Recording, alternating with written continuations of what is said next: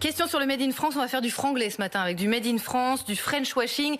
Et Yves Gégaud, merci d'être avec nous, ancien ministre, aujourd'hui président de la certification Origine France Garantie. On a une question de Claire. Comment savoir si le Made in France est bien 100% français? Là aussi, ça peut paraître naïf comme question, sauf qu'en fait, le problème, c'est que le marquage de l'origine n'est pas imposé pour les produits non alimentaires.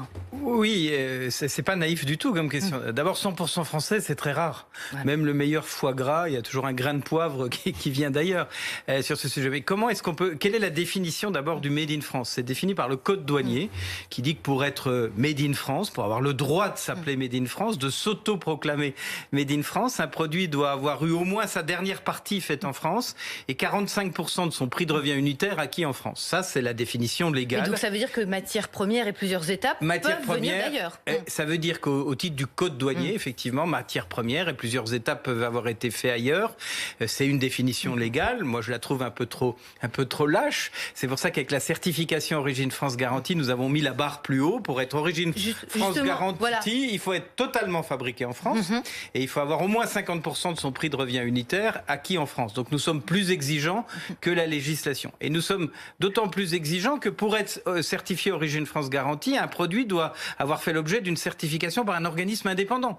Parce que le problème qui se pose, et qui est un problème que nous ne cessons de dénoncer, c'est que non seulement le marquage d'origine n'est pas obligatoire, vous l'avez dit, aux États-Unis par exemple, qui est un grand pays libéral, si vous achetez un produit, il y a obligatoirement l'origine marquée. En Europe, c'est pas... C'est au bon vouloir du fabricant et du commerçant. Voilà, ça n'est obligatoire que pour les fruits et légumes, que pour les huiles d'olive, les médicaments et un certain nombre de produits très restreints. Mais la deuxième partie du problème, c'est qu'il y a aussi beaucoup de petits malins qui s'autoproclament fabriqués en France, produits français, marques françaises, qui ont des appellations les plus fantaisistes, recettes françaises. Des logos, il y en a dans tous les sens. Des logos, il y en a dans tous les sens. Le consommateur ne s'y retrouve plus.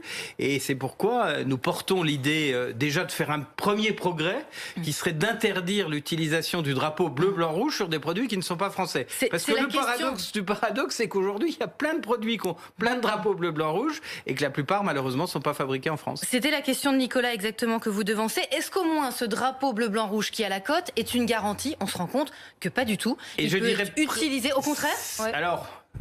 non, parce qu'il y a beaucoup d'entreprises qui mettent le drapeau bleu, blanc, rouge et qui fabriquent en France. Il faut quand même parier sur l'honnêteté des producteurs. Mais hélas, on dénonce dans le dernier numéro de Produire en France magazine plein d'exemples de produits où vous avez un beau drapeau bleu, blanc, rouge. On a quelques exemples, effectivement. Déjà, rien que ce très beau manteau Fusalp, pour pas les citer. Voilà, bleu, blanc, rouge, alors qu'ils n'ont rien de français. Et quand vous fouillez, vous regardez, vous trouvez Made in China.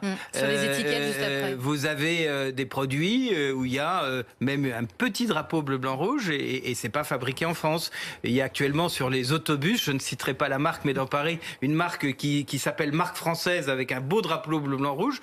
Malheureusement, ces matelas sont fabriqués en Belgique. Tout ceci est une forme de tromperie et qui nécessite une législation. Alors à l'époque où je faisais encore de la politique, ce qui n'est plus le cas depuis 3 ans. En 2014, pour être précis. En 2014, le ministre Macron de l'économie avait accepté dans la loi dite Macron un amendement qui aurait réservé le drapeau français aux produits français.